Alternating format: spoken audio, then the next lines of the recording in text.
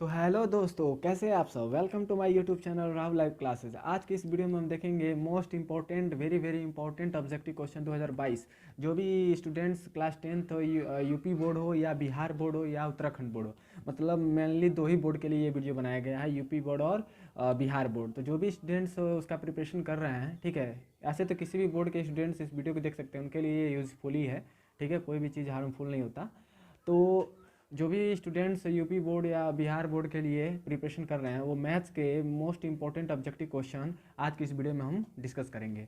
जैसे कि आप जानते हैं कि मैथ्स के पेपर में ऑब्जेक्टिव क्वेश्चन आते हैं 10 नंबर के।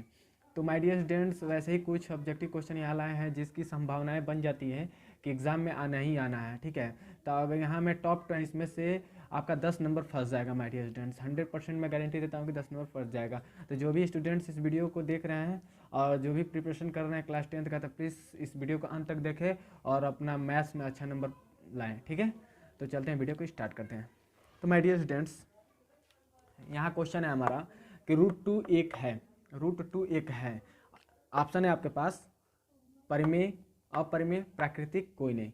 परिमेय, अपरिमेय, प्राकृतिक, कोई नहीं। तो माय डियर स्टूडेंट्स, अगर आप जानते हैं इसका आंसर तो प्लीज़ कमेंट सेक्शन में जवाब दीजिए कि इसका आंसर क्या होगा। अगर नहीं जानते हैं तो माय डियर स्टूडेंट्स, इसका आंसर होगा अपरिमेय। क्या होगा माय डियर स्टूडेंट्स? अपरिमेय। क्यों अपरिमेय होगा? तो माय डियर स्टूडेंट्स, हम याद कर लीजिएगा कि अपरिमेय संख्या वे संख्या होती हैं जिन्हें p/q के रूप में नहीं लिखी जा सकती और q not equal to 0। p/q के रूप में न लिखी जा सके तो एक ट्रिक है पहचानने का कि कौन परिमेय है कौन अपरिमेय। अगर जहाँ भी p अपरिमेय आता है तो रूट में करड़ी में वे संख्याएं होंगी जिनका वर्गमूल नहीं निकल पाएगा, मतलब परफेक्ट स्क्वायर नहीं होगा। परफेक्ट स्क्वायर का मतलब पूर्ण वर्ग नहीं होगा। करड़ी में पूर्ण वर्ग नहीं होगा, पूर्ण वर्ग नहीं होगा, पूर्ण वर्ग नहीं होगा। तो माय डियर स्टूडेंट्स, पूर्ण वर्ग नहीं होगा तो रूट 2 है, 2 को बाहर निकाल पाएंगे? नहीं निकल, इसका कोई पेयर ही नहीं है। अगर भाई रूट 4 रहता माय डियर स्टूडेंट्स तो आप आसानी से इसको निकाल कर 2 बाहर कर देते। तो ये पूर्ण वर्ग है। आइए, अपरिमेय संख्या के लिए पूर्ण वर्ग नहीं होगा। तो ये हमारा फर्स्ट क्वेश्चन था माय डियर स्टूडेंट्स, जिसकी संभावना बन जाती है एग्जाम में आने की। चलते हैं नेक्स्ट क्वेश्चन पे।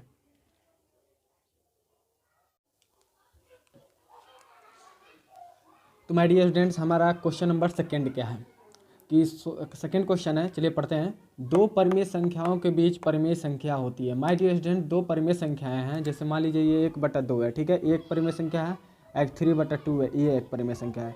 तो पूछ रहा है कि दो परिमेय संख्याओं के बीच, मतलब दो परिमेय संख्याओं के बीच परिमेय संख्या कितनी हो सकती हैं। तो माय डियर स्टूडेंट्स, अगर आप जानते हैं प्लीज़ कमेंट सेक्शन में जवाब दीजिए। अगर नहीं जानते हैं तो इसका आंसर होगा अनंत। माय डियर स्टूडेंट, दो परिमेय संख्याओं के बीच अनंत परिमेय संख्याएं होती हैं। तो ये अब एक क्वेश्चन, मतलब ऑब्जेक्टिव क्वेश्चन इस टाइप का पूछ देता है माय डियर स्टूडेंट, तो इसकी संभावना बन जाती है। तो प्लीज़ इसको अच्छे से तैयारी कर लें माय डियर स्टूडेंट्स। जो भी नहीं जानते हैं इसको देख लें कि दो परिमेय संख्याओं के बीच अनंत परिमेय संख्याएं होती हैं। अनंत का सिंबल क्या होता है? ऐसे, इसको इन्फानाइट बोलते हैं माय डियर स्टूडेंट्स। परिमेय संख्या क्या होती है? वे संख्या जिन्हें p/q के रूप में लिखी जा सके, वे संख्या जिन्हें p/q के रूप में लिखी जा सके और q not equal to 0। My dear student, मैं चाहता तो पूरा ऑब्जेक्टिव क्वेश्चन का आंसर बता सकता था, लेकिन मैं माय डियर स्टूडेंट्स, आप सोचिए जरा, मैथ्स है, मैथ्स में एक एक टर्म को समझना बहुत ही इंपॉर्टेंट है माय डियर स्टूडेंट्स। तो मैंने सोचा कि क्यों ना एक एक ऑब्जेक्टिव क्वेश्चन को समझाते चलूँ ताकि आपका कंसेप्ट बिल्डअप हो जाए और आने वाले समय में जब एग्ज़ाम देने जाए 2022 में, चाहे वो बिहार बोर्ड का है यूपी बोर्ड का, तो उनको कोई प्रॉब्लम ना हो। कंसेप्ट क्लियर रहेगा तो ऑब्जेक्टिव क्वेश्चन होते हैं, कंसेप्ट क्लियर रहेगा तो आसानी से ट्रिक मार ले जाएंगे। तो चलते हैं नेक्स्ट क्वेश्चन पर माय डियर स्टूडेंट्स।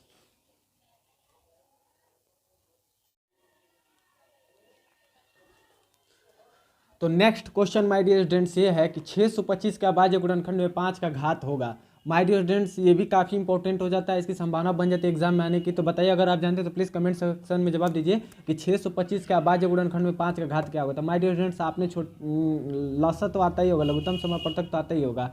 तो जब 625 का जब एलसीएम निकालेंगे तो क्या करेंगे माय डियर स्टूडेंट? पहले 2 से डिवाइड करेंगे, 2 से कटेगा नहीं। क्यों? 2 से काटने का तरीका होता है, देखिए समझाते चल रहा हूँ एक एक ऑब्जेक्टिव क्वेश्चन, ठीक है। 2 से तभी कोई संख्या कटेगी जब संख्या के इकाई का अंक अंत में 0, 2, 4, 6, 8 हो। 3 से 5, 2, 7, 6, 13, 3 से नहीं कटेगा तो यहाँ 5 से काटेंगे माय डियर। तो 5 से काटेंगे तो 5 5, 5 दूना 10, 5 5 25। गुणन एलसीएम निकालना है 5 से, 25 5 125, 5 से 5 5 25, फिर 5 से 1। तो मेरे एक आगे तो छोड़ देते, ऐसे ही एलसीएम निकालते हैं। तो क्वेश्चन में 625 का भाज्य गुणनखंड में 5 का घात क्या होगा। तो मेरे 5 4 बार आया ना, तो 5 के घाते कितना हो जाएगा? 4। मतलब 4 बार लिखेंगे 5 × 5 × 5 × 5। तो 5 घाते 4 हो जाएगा माय डियर स्टूडेंट। तो गुणनखंड में 5 का घात पूछ रहा है, तो 5 का घात कितना है माय डियर 4, तो इसका आंसर हो जाएगा 4।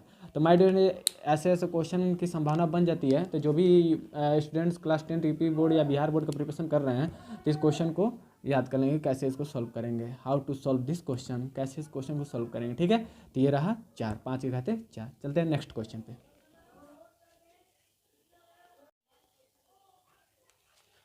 तो my dear students next question है हमारा क्वेश्चन नंबर 4 कि एक घात वाला बहुपद कहलाता है। माय डियर स्टूडेंट्स अगर आप जानते हैं प्लीज़ कमेंट सेक्शन में जवाब दीजिए। क्वेश्चन नंबर 4 है एक घात वाला बहुपद कहलाता है।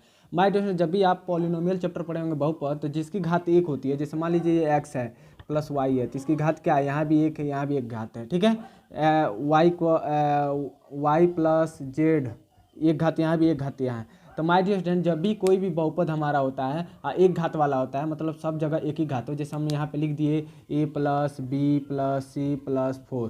ठीक है, तो सब जगह एक ही घात है, एक ही घात है ना। तो अगर एक घात वाला अगर बहुपद है तो उसको हम अन्य भाषा में क्या कहेंगे, मतलब उसका दूसरा नाम क्या होगा। तो अगर आप जानते हैं तो प्लीज़ कमेंट सेक्शन में जवाब दिया, नहीं जानते हैं तो इसका आंसर होगा रैखिक बहुपद। माय डियर स्टूडेंट जो भी एक घात वाले बहुपद होते हैं उन्हें हम रैखिक बहुपद कहते हैं। इसकी संभावना बन जाती है। प्लीज़ माय डियर स्टूडेंट्स एक एक क्वेश्चन का इंपॉर्टेंस बताते चल रहा हूँ कि ये एग्जाम में पूछे गए प्रश्न है, इसको सॉल्व करके ही जाए माय डियर स्टूडेंट, तभी जाकर आपका मैथ में अच्छा नंबर आएगा। तो उम्मीद करते हैं कि वीडियो समझ में आ रही होगी। तो इसका आंसर हो गया रैखिक बहुपद। चलते हैं नेक्स्ट क्वेश्चन पे।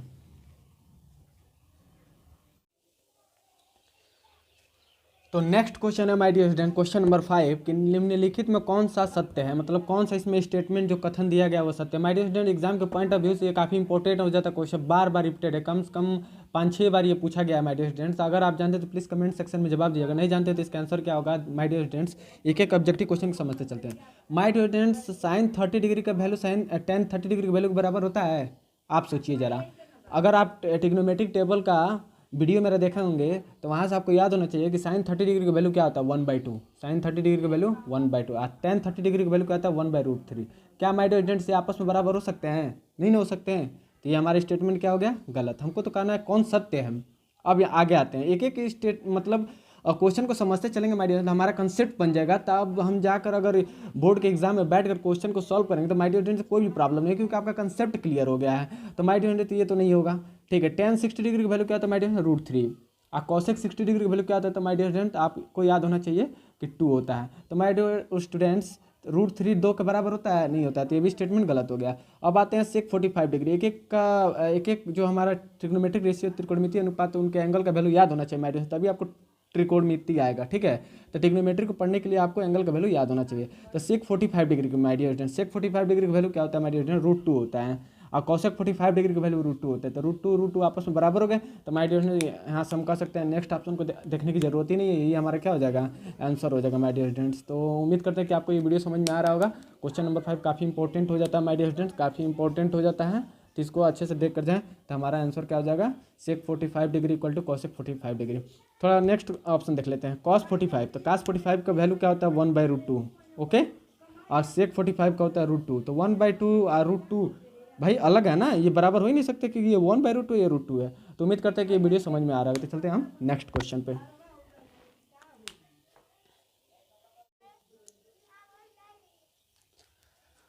तो आते हैं my dear student next question पे। तो हमारा क्वेश्चन नंबर 6 है कि वृत्त के केंद्र पर बना कोण होगा। माय डियर स्टूडेंट अधिकांश बार पूछ देता है जो कि वृत्त के केंद्र पर बना कोण कितना डिग्री का होता है। तो माय डियर अगर आप जानते हो प्लीज़ कमेंट सेक्शन में जवाब दिया, अगर नहीं जानते तो इसका आंसर क्या होगा माय डियर आज जान लीजिए। एक जो हमारा वृत्त होता है माय डियर स्टूडेंट्स, ये हमारा केंद्र होता है, ये हमारा रेडियस r होता है। ठीक है, ये त्रिज्या होती है हमारी। ठीक है, तो जो हमारा वृत्त होता है, एक वृत्त में टोटल 360 डिग्री का एंगल बनता है। तो एक वृत्त के केंद्र से जो हमारा वृत्त का केंद्र होता है इस पर बना जो कोण होता है वो टोटल कितना होता है? 360 डिग्री। अगर नहीं जानते थे तो प्लीज़ कमेंट सेक्शन में बताइए कि जानते थे कि नहीं जानते थे। अगर जानते तो बहुत अच्छी बात है, आपका प्रिपरेशन सही चल रहा है। अगर नहीं जानते तो इसका आंसर होगा 360 डिग्री, क्योंकि 90 डिग्री तो हो नहीं सकता, 180 डिग्री 260 डिग्री नहीं हो सकता। एक वृत्त में टोटल कितना कोण बनता है? वृत्त के केंद्र पर 360 डिग्री का एंगल बनता है। तो माय डियर स्टूडेंट्स उम्मीद करते हैं कि वीडियो आपको समझ में आ रहा है। चलते हैं नेक्स्ट क्वेश्चन पे।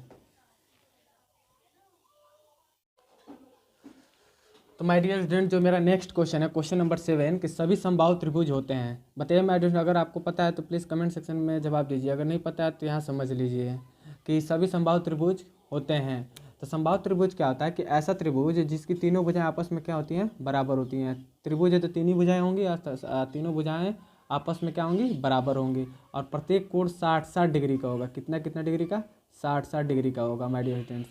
तो अगर आप नहीं जानते तो प्लीज़ कमेंट सेक्शन में जवाब दीजिए कि वीडियो बहुत अच्छा लगा हमको, आप ही लोग के लिए बनाया जा रहा है, काफ़ी इंपॉर्टेंट है क्लास 10th के एग्जाम के पॉइंट ऑफ व्यू से, ठीक है। तो जो भी बच्चे इस वीडियो को वॉच करें ज़्यादा से ज़्यादा शेयर करें, बहुत इंपॉर्टेंट क्वेश्चन है, मज़ेदार क्वेश्चन है कि सभी संभावित त्रिभुज होते हैं। तो माय डियर स्टूडेंट्स, संभावित त्रिभुज ऐसा त्रिभुज जिसकी तीनों भुजाएं आपस में बराबर होती है और प्रत्येक कोण 60 डिग्री का। तो जो भी संभावित त्रिभुज होते हैं वो होते हैं हमारे समरूप। तो जितने भी संभावित त्रिभुज होते हैं वो हमारे होते हैं समरूप। तो उम्मीद करते हैं कि वीडियो आपको समझ में आ रहा होगा। तो चलते हैं क्वेश्चन नंबर 8, मतलब नेक्स्ट क्वेश्चन पे। तो हमारा नेक्स्ट क्वेश्चन है माय डियर क्वेश्चन नंबर 8 कि वृत्त की सबसे बड़ी जीवा होती है। माय डियर, अगर आप जानते हैं इसका आंसर तो प्लीज़ कमेंट सेक्शन में जवाब दिया, अगर नहीं जानते हैं तो यहाँ देखें वीडियो को अच्छे से। वृत्त की सबसे बड़ी जो होता है, हमारा जो ये वृत्त होता है माय डियर स्टूडेंट्स, ठीक है, जीवा क्या होता है माय डियर, जीवा क्या होता है कि वृत्त के परिधि के दो बिंदुओं को मिले, ये हमारा जो है वृत्त है, तो इसका जो ये केंद्र है, ठीक है, तो परिधि क्या होता है, ये हमारा परिधि होता है माय डियर। ये जो होता है ना, अनंत बिंदुओं का एक समूह होता है, ऐसे इस पर 1000 बिंदु होते हैं, ठीक है, ये हमारा होता है परिधि। तो जीवा क्या होता है कि वृत्त की परिधि की दो बिंदुओं को मिलाने वाली रेखा क्या कहलाती है, हमारी जीवा कहलाती है। यानी ये कि ये बिंदु और एक बिंदु, दो बिंदु को मिला दी, अब ये दो बिंदु को मिला दी, ये सब हमारे जीवा हैं माय डियर स्टूडेंट्स। तो वृत्त की सबसे बड़ी जीवा पूछ रहा है, तो माय डियर स्टूडेंट्स सबसे बड़ा कब होगा, जब ये केंद्र से होकर गुजरेगा, ठीक है। तो जब ये केंद्र से होकर गुजरेगा तो सबसे बड़ी जीवा हो जाएगी। तो माय डियर, जब केंद्र से गुजरेगी और वृत्त की परिधि के दो बिंदुओं को मिलाएगी और केंद्र से होकर गुजरेगी, तो माय डियर आप बताइए इसको हम क्या बोलेंगे, व्यास बोलेंगे। क्या बोलेंगे, व्यास। तो माय डियर स्टूडेंट्स, ये एग्जाम के पॉइंट ऑफ व्यू से काफ़ी इंपॉर्टेंट हो जाता है कि वृत्त की सबसे बड़ी जीवा कहलाती है, तो वो होता है हमारा व्यास। तो जो भी नहीं जानते तो प्लीज़ कमेंट सेक्शन में जवाब दीजिए, वीडियो आपको कैसा लगा। तो चलते हैं हम नेक्स्ट क्वेश्चन पे। तो हमारा नेक्स्ट क्वेश्चन है question number 9 my dear students कि किसी वृत्त के बाहरी बिंदु से कितनी स्पर्श रेखाएं खींची जा सकती है। अगर आपको पता है तो प्लीज़ कमेंट सेक्शन में जवाब दीजिए, क्योंकि ये क्वेश्चन काफ़ी इंपॉर्टेंट है माय डियर स्टूडेंट्स, एग्जाम के पॉइंट ऑफ व्यू से बहुत ही इंपॉर्टेंट है। मैं बार बार बताते चल रहा हूँ कि एग्जाम के पॉइंट ऑफ व्यू से काफ़ी इंपॉर्टेंट है। ये क्वेश्चन पूछा गया था, ये इस क्वेश्चन को करके जाए माय डियर स्टूडेंट कि जैसे मान लीजिए हमारा कोई वृत्त है, ठीक है, ये केंद्र है और कोई बाहर बिंदु ए है, तो किसी वृत्त के बाहरी बिंदु से कुल कितनी स्पर्श रेखाएं खींची जा सकती है। अगर आप जानते हैं तो प्लीज़ कमेंट सेक्शन में जवाब दीजिए माय डियर। इसका आंसर क्या होगा बताते हैं। देखिए स्पर्श रेखाएं क्या होती है, जो वृत्त की परिधि से होकर गुजरती हैं, और तो एक ये हो गया और एक ये हो गया। तब वृत्त की कोई वृत्त है हमारा, उसके बाहरी बिंदु से कुल कितनी स्पर्श रेखाएं खींची जा सकती हैं, तो वो हमारा हो गया 2। फिगर में कितना दिख रहा है, 2 दिख रहा है ना, तो ये हमारा आंसर हो जाएगा 2। तो किसी वृत्त के बाहरी बिंदु से कितनी स्पर्श रेखाएं खींची जा सकती हैं, 2 स्पर्श रेखाएं खींची जा सकती है। तो माय डियर उम्मीद करते हैं कि आपको ये वीडियो समझ में आ रहा होगा। अगर इस वीडियो को अच्छे से देख कर चले गए माय डियर ना, तो आपका 100% पक्का है कि 10 नंबर यहाँ से क्लियर हो जाएगा। जो भी 2022 के एग्जाम देने वाले, चाहे वो बिहार बोर्ड के चाहे यूपी बोर्ड के हों। तो चलते हैं नेक्स्ट क्वेश्चन और इस वीडियो का आखिरी लास्ट क्वेश्चन। तो आते हैं माय डियर नेक्स्ट क्वेश्चन। इस वीडियो का लास्ट क्वेश्चन, क्वेश्चन नंबर 10 है कि किसी घटना की प्रायिकता का अधिकतम मान होगी। किसी घटना की प्रायिकता का अधिकतम मतलब माय डियर स्टूडेंट, कोई भी घटना घटती है तो उसकी जो पॉसिबिलिटी होती है उसका मैक्सिमम वैल्यू पूछ रहा है। तो मान लीजिए कि उसका अधिकतम मान, कोई प्रायिकता का मतलब होता है पॉसिबिलिटी, संभावना, तो 100% हो सकती है। कितनी है संभावना, अधिकतम मान पूछ रहा है ना। तो किसी घटना का, कोई घटना मान लेते हैं कि 100% श्योर है जो कि ये क्वेश्चन एग्जाम में आना ही आना है, तो इसका 100% श्योर है, मतलब ये घटना, ये इस क्वेश्चन का घटित होने का मतलब बोर्ड में ये क्वेश्चन आने की संभावना 100% है। तो अधिकतम मान 100% ही हो सकता है, ठीक है, प्रायिकता तो 100% है। तो जब परसेंटेज का साइन हटता है तो माय डियर स्टूडेंट 100 आता है, कट कर कितना आएगा 1। तो बताइए माय डियर स्टूडेंट कि किसी घटना की प्रायिकता का अधिकतम मान कितना होगा। ऑप्शन में 0 1 2 3, तो क्या होगा माय डियर स्टूडेंट, 1 होगा। उम्मीद करते हैं कि आपको ये वीडियो समझ में आ रहा होगा। अधिकांश बच्चे इस वीडियो को वॉच कर रहे होंगे और उम्मीद करते हैं कि इस वीडियो से आपको काफ़ी हेल्प मिलेगा माय डियर स्टूडेंट्स। तो जो भी स्टूडेंट्स यूपी बोर्ड और बिहार बोर्ड क्लास 10th का प्रिपरेशन कर रहे हैं, इस वीडियो को वॉच करके जरूर जाए, क्योंकि ये मोस्ट रिपीटेड क्वेश्चन है, टॉप 10 क्वेश्चंस हैं जो आपके एग्जाम के पॉइंट ऑफ व्यू से काफ़ी इंपॉर्टेंट हो जाता है माय डियर स्टूडेंट। अगर आप चाहते हैं जी कि ऐसी वीडियो आपके पास लाते रहें तो प्लीज़ कमेंट सेक्शन में जवाब दीजिए, आपके लिए ऐसी वीडियो बनाते रहेंगे। तो प्लीज़ वीडियो को समाप्त करने से पहले आप सभी से रिक्वेस्ट है कि please support my channel Rahul live classes, ज़्यादा से ज़्यादा शेयर करें ताकि ऐसी वीडियो मैं बनाता रहूं और आपके लिए। ओके, तो इस वीडियो को यहीं पर समाप्त करते हैं। Thank you.